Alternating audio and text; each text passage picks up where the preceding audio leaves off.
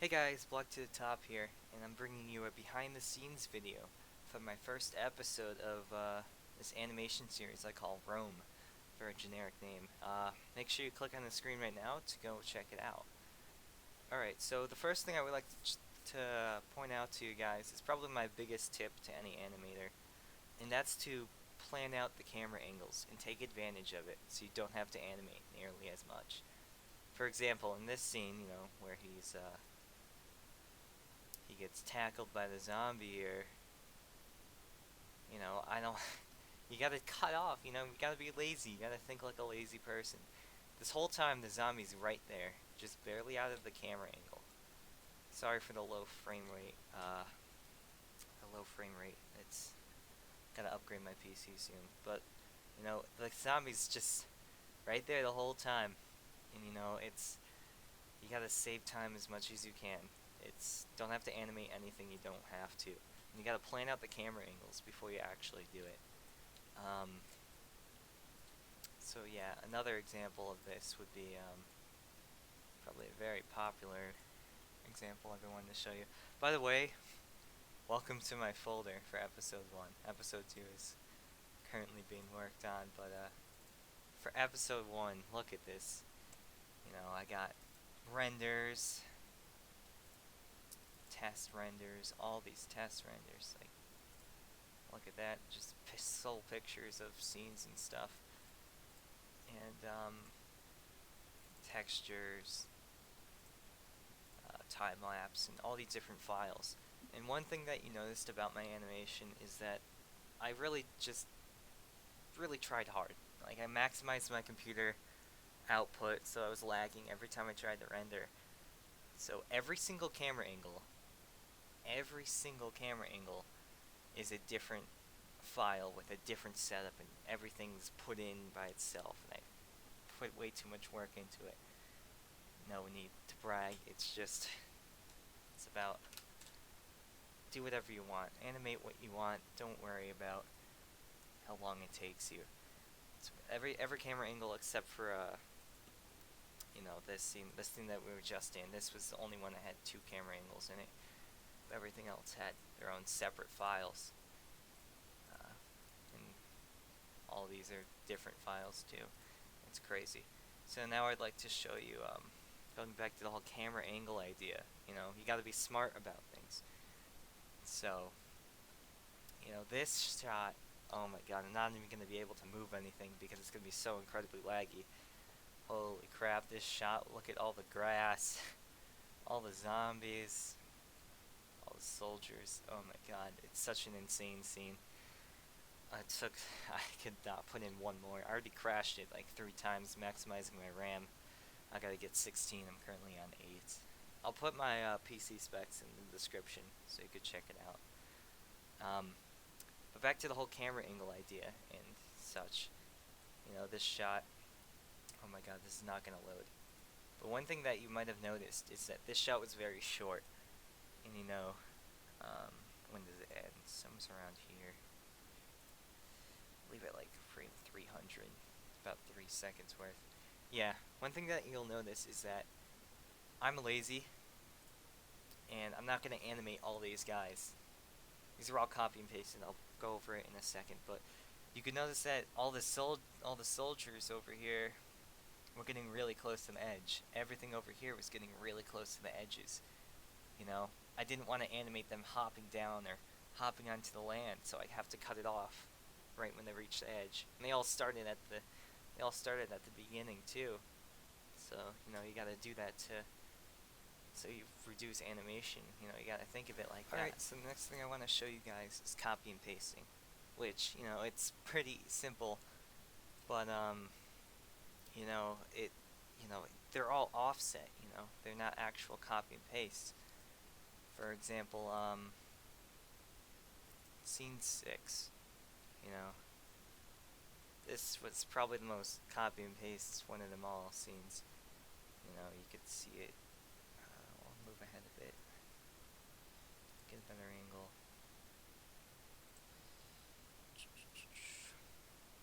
Yeah, you could see. Here, we'll just take out the camera. Oh gosh. pardon me for my lag. Let's see. Get a little bit closer. This. Yeah. And you can see all these different rigs moving. And they're all in coordination with wherever the camera is. Like, for example, when one of these rigs gets outside the camera range, I will teleport it from like over here, like for right now, I would teleport it from here to like somewhere where it's outside the camera angle, so you wouldn't even see it, but I'd be reducing lag and putting it in as many rigs as I possibly could, you know? And so what I would do is, for copy and pasting is, in the content browser, which is basically like where you save models instead of projects, I have a bunch of different versions, let's see, skeleton 1, skeleton 1A, 1B, 1B fix, 1B C, skeleton 1, 2, 2A, 2B, 2C, 3, 4A, 4B, 4C. They're all the same, there's 3 different forms for the zombies. This one with arm forward, arms down, and then the other one is with the arms forward, like both of them straight out. And they're all offset. For example, you could see all the different versions right here. You can't even see that zombie. Here's 4. Here's 2C. And is that the only 2C in the scene? Wow, that's actually the only 2C. But you can see that there's a lot of duplicates. And what I do is I spread them out. There's one over here, one over here. I was pointing with my finger because I'm stupid. There's one over here, there's one way over here. You spread them out, and they all look like they're moving at a different pace, but they're all in the same animation. I got 3 with their arms up here, and then a mix over here. It's all about that.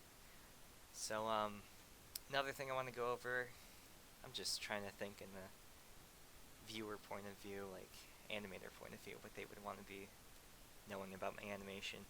So here's my render settings, which, it's a decent render, nothing like V-Ray, but, 1920 by whatever the hell that is. I just used the Panavision film aspect ratio, which is 2.39 to 1. So basically, giant black bars in the bottom and the top, just to give it a very cinematic look. I highly recommend it. Do not do HDTV, where the whole thing is animation, like Element Animation does that. Now, do Panavision, trust me, it just makes it look so much better. And the analyzing, I just got geometry, because it doesn't... I probably should have set it to best, but, reduce lag in any way possible. And, go ahead and pause at any point if you want to know anything. 5% contrast, global illumination, low sampling, low recording, some glow, 3% size, 8% intensity, lens effects, and object glow. That's just render settings. And make sure you just look in the description. You could probably just skip to the parts that you want to see. But next part's probably pretty interesting. It's with the whole fire simulation. So what scene would that be? I should have really named them.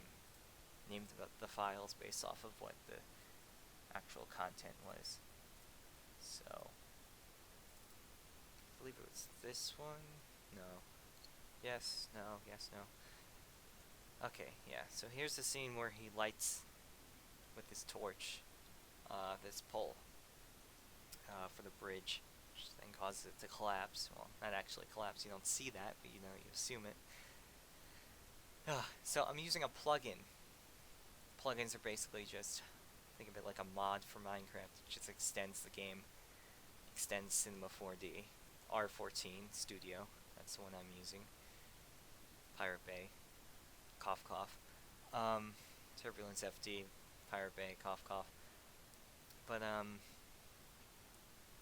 yeah, so I basically installed this plugin, and it's very nice. It's very simple. So how it basically works is you have these containers, as you can see by these white outlines. And holy crap, this lag. And how I would avoid all this lag is just use the content browser. Like, I can literally just delete the skeleton, Well, first of all, I would take the skeleton, put him in the content browser. Where is he? He's right there. And I just freaking delete him. Now there's a lot less lag. And then we just put him back in, you know? And it's working. Okay, it's not working. Because I have to realign the constraints, but it's not that big of an issue. It takes 2 seconds to realign the constraints. And reassign them. Oh, it's not that laggy at all. Yeah, this one's probably one of the least laggy ones. Because, you know. It's a very, just one rig. Well, actually, multiple rigs. But this is an earlier version of it, so there's no, like, zombies running by or grass. You know, so, you can see the fire simulation right here. And that's the whole, thing, and then lights it on fire. So how I did this was, I used this container. How it basically works is it has these, you set these containers that the flame simulation will go on. You set the size of the pixels and stuff. I can make a tutorial on this later on if you really want to know specifics. Yeah, it would probably take me like a half hour to explain this. I don't want this behind the scenes video to be like too like in depth. What should I go over?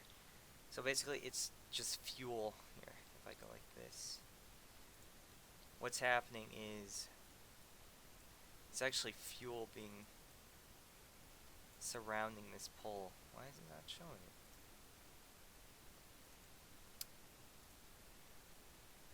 Burn, maybe? Yeah, I guess it is. But basically there's like gasoline, floating air gasoline around this pole by doing this whole fuel idea. And then when it gets up to a certain temperature, you know, you introduce the torch, which is a high temperature. It's its own simulation. You know, when he runs in, it starts right here. Again with the camera angles. You can see the yellow box right here. Oh, screw you, dude. Fuck.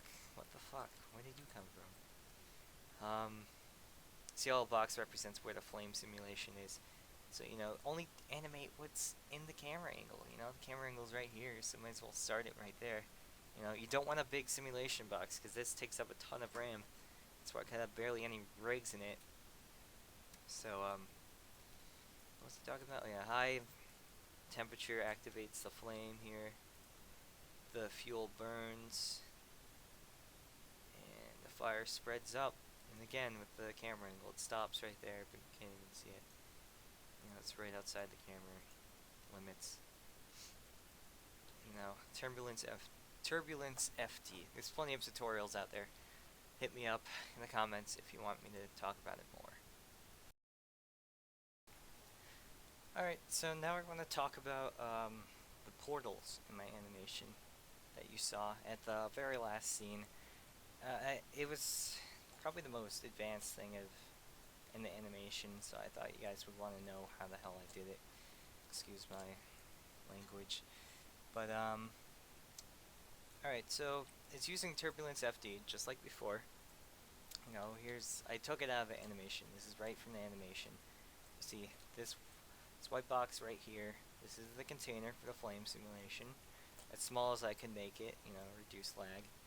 Use a light, you know, to give it a purple effect.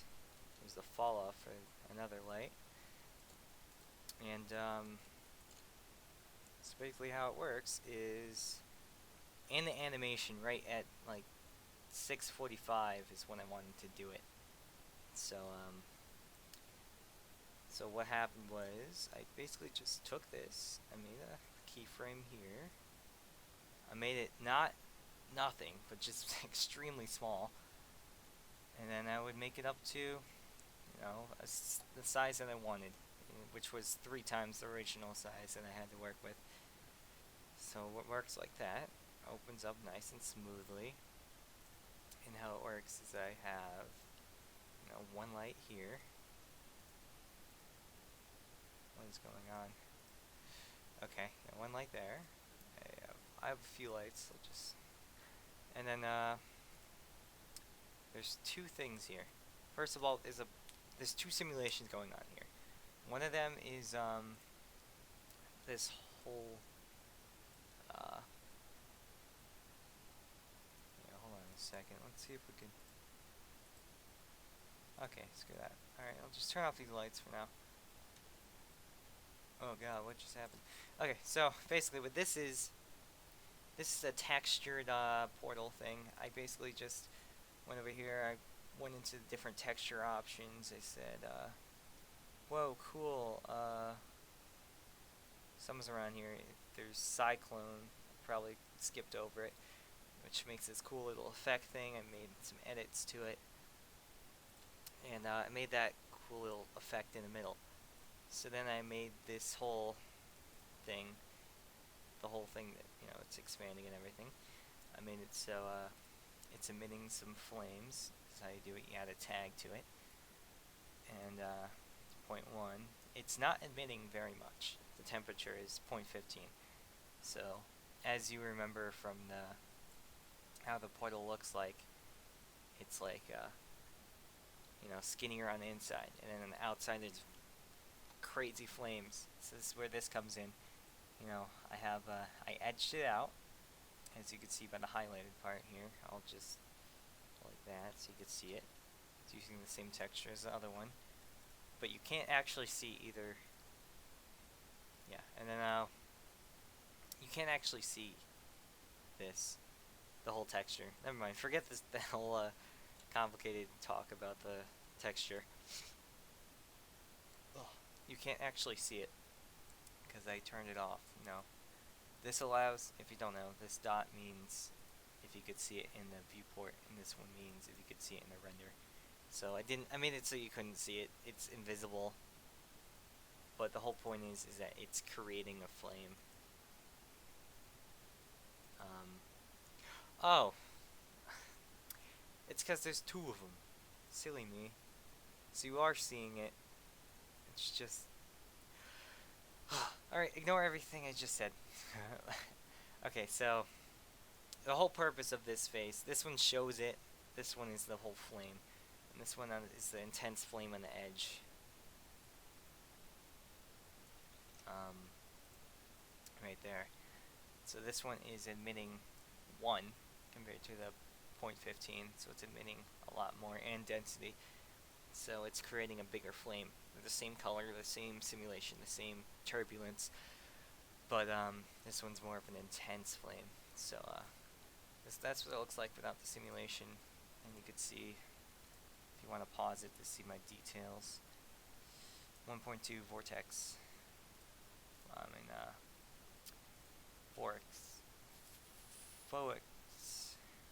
Foil size, whatever the hell you want to call it. So I had applied some a lot of turbulence, causes it to make like curly flames and such. So vorticity. I'm sorry, I'm bad at English. My main language is League of Legends. I don't speak English. And so you can see the periods and sizes right there. The temperature tag, half-life, every 13 flames. For every 13.75 frames, the flame gets cut in half in size until it eventually disappears. And buoyancy, 2%. Don't have to worry about anything else. And the renderer. Here's the mapping, you know, here's the blue color manual. Here's the mapping for it. It's honestly, just play with it. Play around with Turbulence FD. This is just to show you in case you want to know.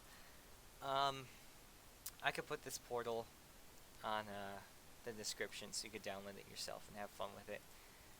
And if you have it in your own videos, just give me some credit and I'll be happy, or very happy. So then I'm going to go to Turbulence Simulation. So everything's set up. Oh crap.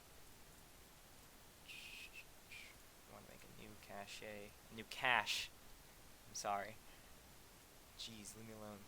So then it does this. And once you have all the settings set and you activate the simulation, that's what we want. And then it'll simulate it out. And it looks really cool with the green and blue and everything, but that's not actually what it looks like. You know, it looks like what it looked like in the animation, like completely blue. It's just green to show the different intensities. Green being very intense flame, blue being lighter and thinner flame. So yeah, and it simulates out, and there you go, you have your portal. And then, it looks pretty awesome. And, let's see if we can give it a quick render. It won't really look like anything, though, because there's no lights and everything. But there you go. It doesn't look too great, especially with its edges, but I'm learning, you're learning. And then, how I make things phase through. This is where things get a little wacky. So, I'll demonstrate it down here. This is poly effects, which you could find in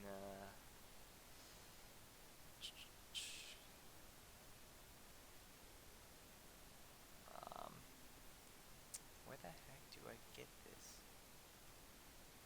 I probably passed by it already. I don't know. It's somewhere's in here, and you can also just, go to Windows, search, custom commands, just find poly effects. There it is. That's how you get it. And basically what it does is you go like this. So now, when this thing waves by, the cube is created. It's basically just saying on this side it's created, on this side it isn't. And you can make it phase and stuff. You could make the fallout longer and such. So it goes like this. And it kind of like does this really cool effect where it's like, oh no, and it disappears and stuff. And of course, if I wasn't, you can also just go like 100, 100, 100. So then when you bring the poly effects across, like, there's 100 little faces on each side of the square, just phasing through. But basically I just made it like really thin, so that when the Ender Assassin went through the portal, you can't really see it because of the camera angle, but he literally just phases right through like that. So that's it for the portal. Alright guys, so now I'd like to talk Alright guys, so now I want to talk about scene 16. This is by far my most complicated scene and underrated scene of all of it. It lasts only 3 seconds.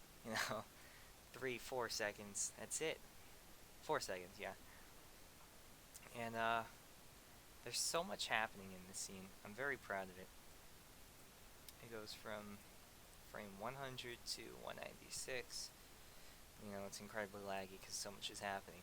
Like, if you take the time to look at what's happening in each frame, you're seeing here. Let's go ahead and open up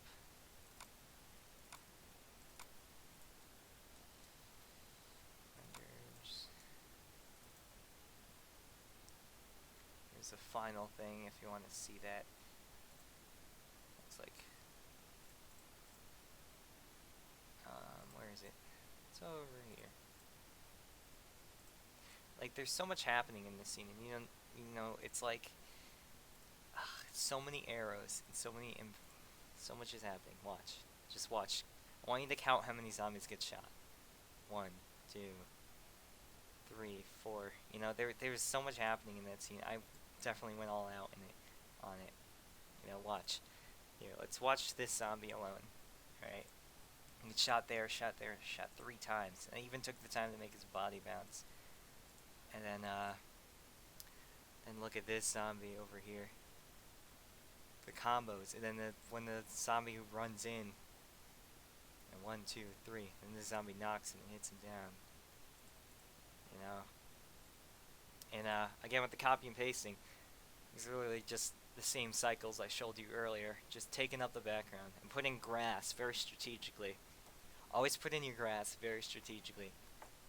You know, like wherever, because the one thing that looks the worst in an animation is just flat, stale land. Like look at how stale this looks. You know, you want to create as much elevation as possible and variation. So you know, I put it in tactically right there, and yeah, you can see how many zombies are getting shot there, and then torch and the lens flare on this. It's too bright, I know. It just kind of like sort of ruins the scene in my opinion. But yeah, that was my most animation intensive scene. And then one other thing I'd like to talk about when it comes to animation is for this animation is scene number, I believe it's 9. Let's take a look see. Once again with the grass and everything, making sure it keeps it interesting. You know, exactly like what I said. Every shot has its own different scene. Like in this scene, I put in, you know, in this shot I put in as many zombies and stuff as I could as he ran forward. And and this is the shot for the next.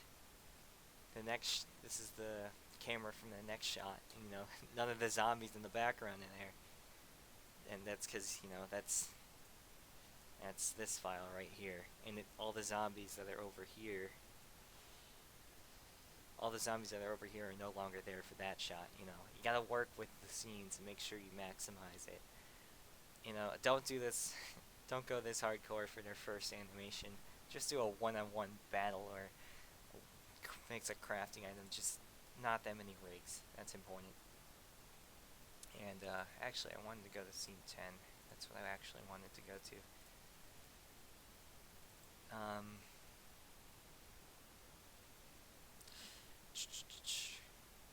Yeah, when you're animating slow motion, when he does the whole slow motion jump thing, where is it? And around here. Yeah, it's so laggy. I'm sorry, guys, but when you're doing slow motion, you can't just slow down the film, because you know I'm working at 24 frames per second, which it's okay. I recommend doing 30 frames per second. Definitely not 60, because you know it's a Minecraft animation. You don't have to go too crazy, and that would take forever to render. Sorry. And when you're doing slow motion, you have to literally animate it in slow motion. So a lot of the time, you have to like go into the F curve mode. You have to directly edit all the parts to it, all the frames and everything. You know, I could make an animation tutorial, and I probably will. I'll make tutorials on all the parts of this animation individually. Just hit up the comments and tell me what you want to hear, you know. And another thing, the blood. If you buy Anishwish's newest rig, it comes with a blood emitter. I made my own. This is rig version 6. He has 8 out already. It's $30 for a good rig. Highly recommend it. It can automatically walk cycles and stuff like that. So the blood, where the hell is it? Right here. It's literally just constrained, so it's connected to the body parts, and then it would start emitting these little block cubes of just blood textured, and you could add you could edit the lifetime, speed, rotation, variations. So that's how you do blood. It's very simple. Just use a particle emitter, which you could find over at simulations, particle emitter, and then you just put the object underneath it. And if it's not working for you, make sure the object you have is made editable. What that means is you click this button here, and the icon turns into that triangle. A lot of times you'll come up with issues because you need to make it editable. So that's important. So next thing I want to show you guys is probably the last thing I'm going to show you guys. I don't know what you guys really want to see. You guys need to tell me what you really want to see. This is one of my first videos. Give me a break. Scene.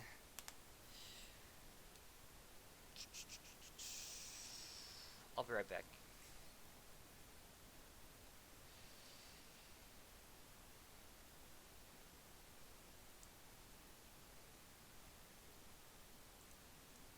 Scene 21, part 3.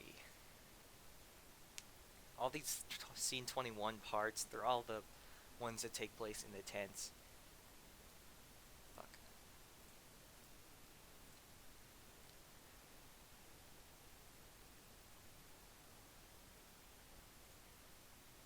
Part 2. Scene 21, part 2. This is the one I wanted. This one was a fun one. Definitely, when they're running through it. Once again, extremely laggy, because, I put in as many zombies as I can in every single scene.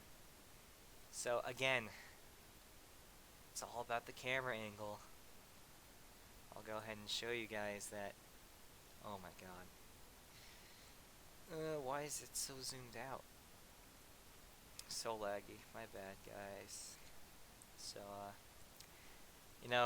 you can't really see it, but I actually didn't animate much. All I did was animate the arms and legs. The rest of the body just isn't really moving.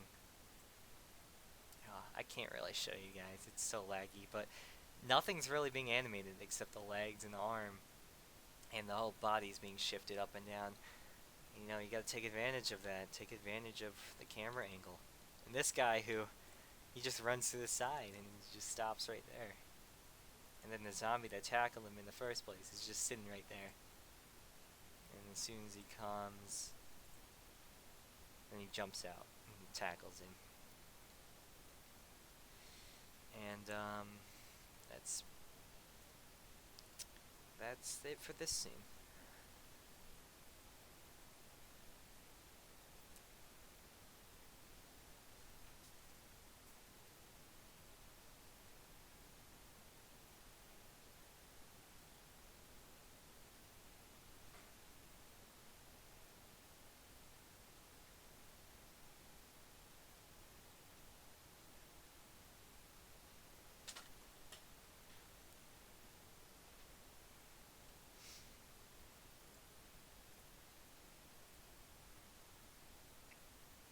Alright, so now I'll show you guys the scene where he's grabbing up all the gold.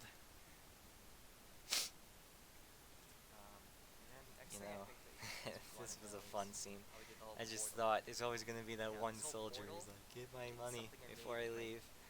So that's literally what he's doing. He's grabbing gold bars at this nice place inside the tent. And by the way, the camera is like vibrating a bit, if you can see that. I always love having a vibration tag on cameras, and it's also nice for like when you just want something to vibrate. And it's really hard to animate and it takes a lot of time. So literally, I just took the camera. I went to character tags, not character tags, cinema 4D tags. Put on a vibrate tag. I enabled rotation, and I put it to these settings here, in case you want to see it. You can play around with it. It's a lot of fun. So yeah, this scene again, all about the camera angle. Nothing's going on in this fort, but I've played the imagination that there is. And these are all cycles that I've already copied and pasted, so I don't have to animate any of these except for this zombie, who was, he walked forward and turned back, and he had this whole zombie look at him. So yeah.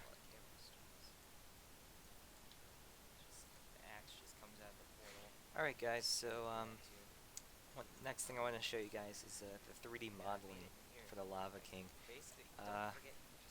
I was making this other animation. That's why you see this guy here named Alpha. Just ignore him. He's not going to be in. He's not a spoiler or anything. I'm going to have Joe and Cody showing up very soon. Get excited for that in the next episode. It's going to be pretty epic. So how I model this, honestly, you can kind of see the process back here. For the shoulder, I just made a cube that this lined it grass up with and the stuff. You know, I textures. put in the grass and everything at the You end. know, hold on a It second. takes freaking forever to load. See all this grass? Just manually putting everywhere. I could give you Gotta a link close to this. Click my that. grass. I'll give You you know, a link see to a this couple of my box just rigs. lines up perfectly well with This his rig arm. costs $30 from Annie Schwartz. You know, I can I move have a it over second a rig bit. that Freddie Sal And, gave me. you know, I have snap on, so it's not going to show it, but Freddie the Sal pixels, the squares on this thing is the exact So, same size yeah. as a pixel. So what Looks I like we're did gonna is go I back to the literally other just animation because go there's into two bags surface that mode. explain it in here. I take a color, I could put it Oh, on any surface. great. I I just just select like bang, bang, bang. I want it to be I'll this able to color. rotate around it. And that's how you would do But that, like it was honestly. And then, right here. So what you would do is you would holy take parts shit. and you would What is extrude it. going on? Let's say 3 Oh, I faced the centimeters. portal already. And you could extrude it and make it into 3D elements. Okay, You know, you could. so here's I the use portal. kind of use some Skyrim as a Which is references to make this armor. basically just opening up. And You know, I see start this the whole simulation, and it's basically just tiered up using thing. my hands again. It's so hard to just use You my know, hands. it It's makes it look basically so just much a better. square It was a complete that accident expands how I outward did this. as the flame simulation goes Um, off. And I sped up the flame simulation so it looks like it's what happened was going real I quick, realized so that the it helmet opens didn't up. like pop out enough. And then So what I did was I would take it, I would make another copy of it, and I would make it like slightly bigger. And then I noticed that there's like holes that are created when I make it slightly bigger because it's just showing the outer surface. It's kind of complicated to explain. So I had to do it little by little. Like, maybe I can explain it. I can put it to 1.2. Nah, I can't explain it. Well, yeah, you see like little holes are being created because of, well, I don't know how to explain it, but basically I just increased the size of the original helmet slightly by slightly, multiple times until it made it to its final size that I liked. And then I took all the versions of it and I combined them into one object. And just in case we didn't know how to do that, you would highlight both of them. This isn't the right one, I'm just doing this as an example. And highlight both of them and connect objects and delete. Make sure it's editable up here. And it's this symbol. So then so that's how I made that bumpy texture. And for his eyes, no pupils. I gave him lights for his eyes. Yeah, you can't see them because I turned them off in the viewport. But yeah, that's how I modeled the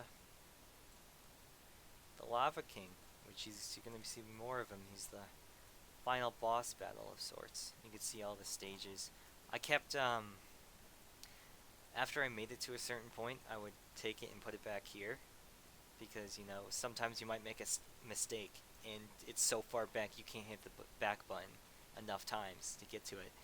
So it's good to leave these checkpoints back here. Like you can see I started off with this, then I deleted all the blank squares, and then I put in 3D to some parts of it, 3D to all parts of it, and textured it again. And then, you know, just take it stage by stage. And then you would parent it, use constraint tag, or put it underneath it to connect it to it. It's pretty simple.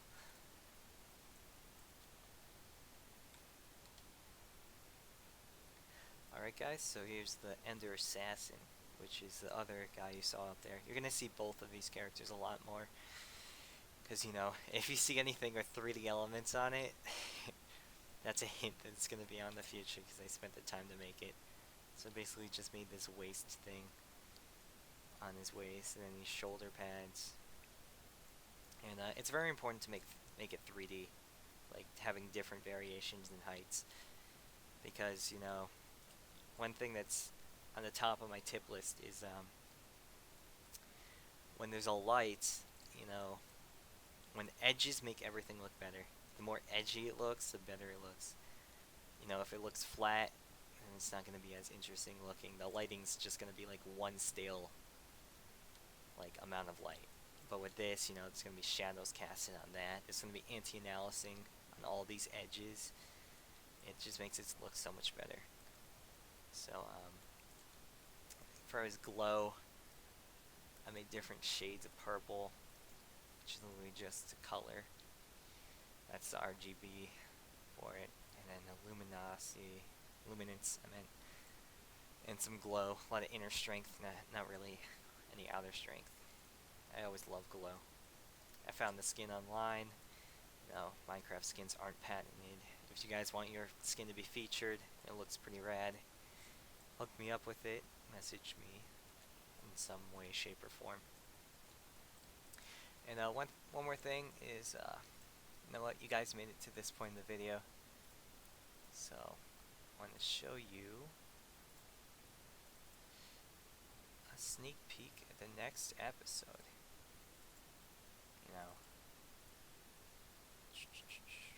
where is it? Tell me how you guys think this looks. Yeah, that's gonna be a sword and everything. You know, I get better over time. Every animator just will get better over time as they progress, and they'll start to understand things, and you'll just get used to things. Just keep animating until things start to make sense. And, you know, just keep redoing it. It's very stressful, animation. It's like doing homework. The only reason why you animate is because animators animate because they like to see the result. You do your homework to get good grades. Alright, so that's it for the behind the scenes for the Rome animation. Wow, this was going the whole time. It was just looping. Thanks for watching, guys. It's one of my first videos, so give me a break if I didn't cover things that I should have and stuff. I don't have any social media just yet. Well, we do have a Twitter, but it doesn't really do anything. It'll sound silly, but add me on League. You know, I love playing League of Legends, and I would love to play with you guys. So it's that guy 888. That is my username. Very creative, I know.